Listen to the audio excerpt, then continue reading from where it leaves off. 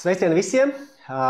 Otrā sērija, projekts 5A – asins ainas analīze ar Agnesi. Mēs joprojām esam turpat, kur mēs bijām pirmajā sērijā. Tā tad ir zināma neziņa, ir daudz visādu izvēļņu. Ja mēs paskatāmies šajā laboratorisko izmeklējumu pieprasījumā, nav svarīgi kāda laboratorija, Latvijā ir laboratorijas, kas to dara, tad kā sākt orientēties šajā te visā pārbagātībā ar šiem te rādītājiem. Un pirms sākt orientēties un dabūt šīs te analīzes šajā te otrajā sērijā ar Agnesi Grandāni, mēs parunāsim par divām svarīgām lietām. Viens ir, kā sagatavoties analīzēm, un otrs, kad mēs tās analīzes dabūjam, ir kaut kādi rādītāji, ja, tad kā tad tajās trijās spriedēs nenomaldīties, ja, un kā interpretēt šos rādījumus. Par pašu interpretāciju runājot jau tālākajās sērijās, jau apskatot konkrētus rādījumus. Lūk, tātad ļoti svarīgs moments. Atkal izmantojot metodoloģiski Agneses izstrādāto šo analīžu rokas grāmatu, kā sagatavoties analīzēm, jo nereti ir dzirdēts, ja tad tukšā dušā ēst, neēst, kafiju dzert, nedzert, ja tad attiecīgi, kas ir tas ķermeniskais stāvoklis, kā vislabāk dabūt tās analīzes. Rīts, pēcpusdiena, vakars. Te arī bija interesants, mēs pieskarsimies tuvākais pēc iespējas laboratorijas izmeklējuma punkts. Tātad 5 punkti, ieskicēsim tātad 5 vērtīgi ieteikumi, ko Agnese, ņemot vērā savu dziļo pieredzi šajā jomā, iesaka. Tātad pirmais, tā es tev prasīšu tulkojumu, Agnese, tātad nedēļu pirms analīzēm nevar lietot vai neieteicams lietot biotīnu, B7 un multivitamīnus, kas satur biotīnu. Ja? Kas ir biotīns? Biotīns, jā, B7 ir viens no B grupas vitamīniem. Viņš pats par sevi nav slikts un viņu ļoti bieži var redzēt multivitamīnos priekš matu augšanas. Ļoti, ļoti populārs. B kompleksos visbiežāk viņš arī būs.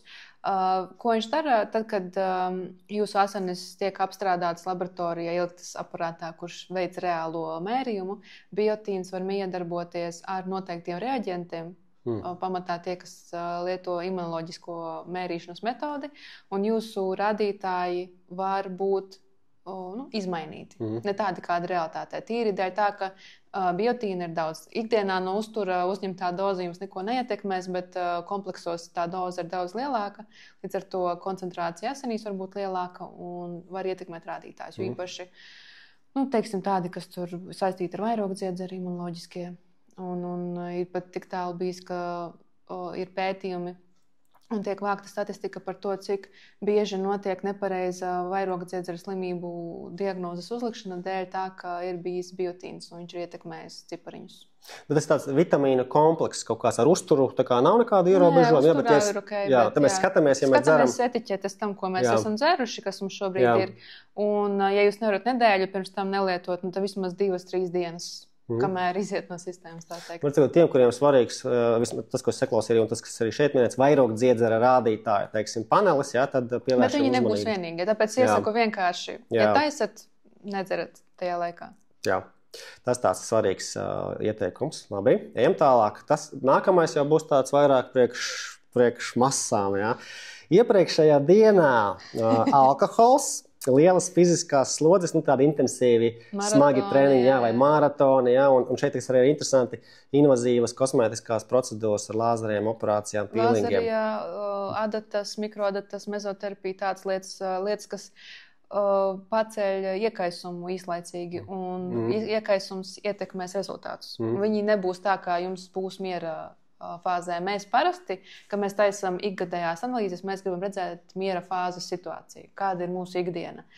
Jo, ja mēs slimojam un ārsts saka, taisīt analīzes, mēs viņus, protams, visas taisam, bet ja jūs paši esat tikko pārslimojuši, nogavējuši, noskrējuši pēc operācijām vai vēl kaut vai dzēruši vai tusējuši, tie rezultāti viņi visdrīzāk nebūs, viņi būs sagrozīti, jo organisms pielāgojas. Kā es esmu biohakeris, Agnes ir biohakere. Mums ir tāds tūs mīļš teiciens, ka ķermenim ir jābūt homeostāzē, līdzsvara stāvoklī, balansā. Jā, un viss šitais, ko mēs te minējām, alkohols, Ir ok socializēties, lietot alkoholu, bet ja rītdien ir analīzes, jā, vai smags treniņš, vai, tad analīzes, tad pārceļam analīzes vai attiecīgi pamainām vakara rutīnu. Jo man ir bijis tā, ka tur kaut kādos vakaros nedaudz vīna padzer un tie asati elati vienkārši. To mēs nezinām kā. Jā. Tā kā, ja gribam dabūt objektīvus rādītājus un nepārtaisīt asinsainu, tad ievērojam šos te ieteikumus. Trešais, kas arī ir tāds mainstreams, tā var teikt, tātad atbildot uz jautājumu, kad analīzes nodot no rīta, tukšā dušā, pirms kafijas dzeršanas. Jā. Es dzeru katru rītu kafiju, kā saka, tīri savu apsvērumu dēļ, bet pirms kafijas dzeršanas. Jā. Un jāpadzer ūdens obligāti. Tas, ko Agnes tikko saka, šodien ir mūsu vienīgajam, jāsaka, Latvijā, cik es zinu, ūdens sommelijā Danam Voļevaham ir dzimšanas diena, Dan tev neklātienē sveicieni, un šis, ko Agnes ir ielikusi 3. punktā, kā sagatavoties analīzēm, ir tas, ko tu jau gadiem saki, Dan. No rīta izdzeram glāzi silta ūdens. Pats dzer jau gadus 3 laikam.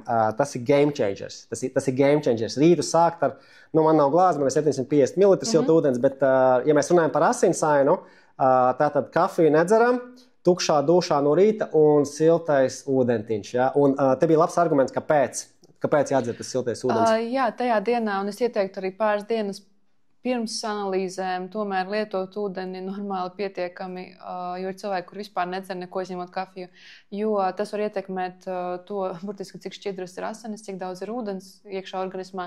Tas atkal ietekmēs asinsainā hematokrītu, jeb cik daudz ir sarkanās asinis. Par hematokrītu mēs runāsim vēlāk, man tas ir jautājums. Ja viņš ir ļoti augsts, var gadīties, ka tad ir gandrīz jau jāpārēķina daudz citi rādītāji, jo vienkārši ļoti koncentrēts ir tās asinis. Kā tu raksti, atūdeņošanās var radīt iespēju, ka asinis ir biezākas kā patiesībā. Jā.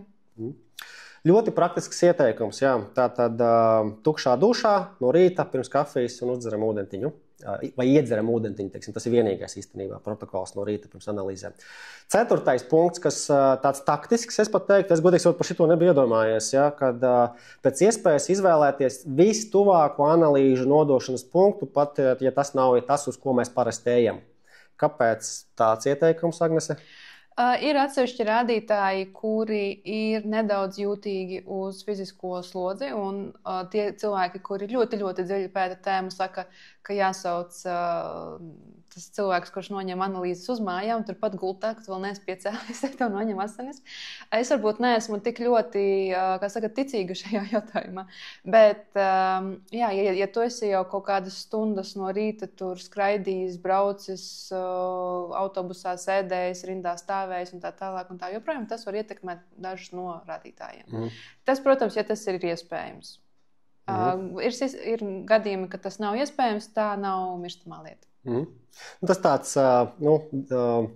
arī secībā, teiksim, tas 4. punkts. Svarīgāk, protams, ir nepāēst no rīta, iepriekšējā vakarā mierīgi, jā, un var sakot, un tad secībā tad skatāmies par to loģistiku. 4. punkts. 5. noslēdzošais punkts, kā sagatavoties analīzēm, arī šis ir ļoti, es pat teiktu, diezgan svarīgs, ja, kad analīzes nenododam slimojot, tā kā mēs esam neveseli, vai arī tiem, kas gavē, tev arī apceļ roka, ja, tu arī gavē, tātad, vai arī tiem, kas ilgstoši gavē, droši vien intermitenti pārtrauktā gavēšana šeit varētu, tās 12-16 stundas, ja, bet, teiksim, ja ir garāks gavēns vai atslodze, ja, tad kāpēc? Vienkārši tie rādītāji būs augšā lejā, priekšā aizmugurē, visur viņi būs. Jo tas ir bišķi cits organismu darbības režīms, viņš ir saistīts arī kaut kādu stresa atbildi. Ja mums ir mērķis noteikt vispārējo veselības stāvokli reizi gadā, mums nav mērķis noteikt stresa adaptācijas mehānismus tieši tajā brīdī, kad mēs gavējam. Vai esam tieši tikko pēc gavēņa izgājuši ārā. Tāpēc, jā, visādas prakses, smagas ārstēšanas, slimošanas, un es ieteiktu, ja arī ir bijis kaut kāds klepus un temperatūra vai gripa vai kaut kas tam līdzīgs, neskriet uzreiz pirmajā dienā, kad vairs nav pagaidīt vēl kaut kādu nedēļu, jo tie kaisam procesi viņu vēl kādu laiku grust tās ogles, un viņas pamazītiņām nodzēst. Jā, tās ogles grust, jā, jo, teiksim, ne jau velti ķermenis signalizē, kad slimojot vai esot neveselām, nav apetītes, jā, mums tiek atslēgta gremošanas sistēma, jo, kad mēs gremojam arī 10% plus mīnus aiziet uz enerģijas aizturības parības pārstrādi. Kāpēc ir temperatūra, paaugstināta? Tā arī tie pašregulējuši procesi, un ja mēs te tiesim tagad nodot asins analīzi. To parasti arī var redzēt asinsainā, kad cilvēks ir slimojis, ka es uzreiz jautāju, kas bija. Tas stāsta, es tur izslimoju vai vēl kaut ko. Tad tās analīzes uzreiz skatos tā ļoti skeptiski, un tad, ja kaut ko specifisku vajag, mēs atkārtojam. Te ir tas Agneses, kā saka, pienesums, kad nav tā, ka mēs tikai apskatāmies pārējot jau plūstoši uz to otro šīs sērijas daļu par rezultātu interpretāciju. Nav tā, ka mēs tikai kaut kur skatāmies, ka mēs esam pa vidu tajā referentē intervālā apakšā vai augšā vai pārsniedzam, te jau var nolasīt, teiksim, tad, kā cilvēks ir, kādā stāvoklī viņš ir devies uz šīm asins analīzēm.